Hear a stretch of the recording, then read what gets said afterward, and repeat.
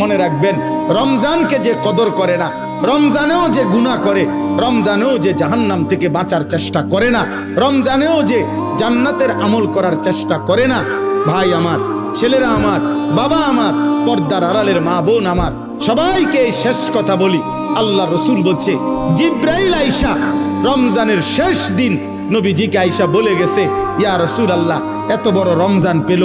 ইফতার, সাহারি, তারাবি, এতেকাফ, শবে কদর, প্রতি ঘন্টা মিনিটে এত মাফ নেওয়ার সুযোগ থাকার পরেও যেই নাফরমান জাহান্নাম থেকে বাঁচার চেষ্টা করে নাই, গুনাহ থেকে আল্লাহর কাছে মাফ নেয় নাই, জান্নাতের জরুর আশা পূর্ণ করতে পারে নাই, আমল করতে পারে নাই, খোদার কসম নবীজি বলছে, জিব্রাইল আইসা বলছে, ইয়া রাসূলুল্লাহ, এমন নাফরমানের উপরে আল্লাহর লানত, আল্লাহর লানত, লানত, লানত। নবী বলছে আমিন।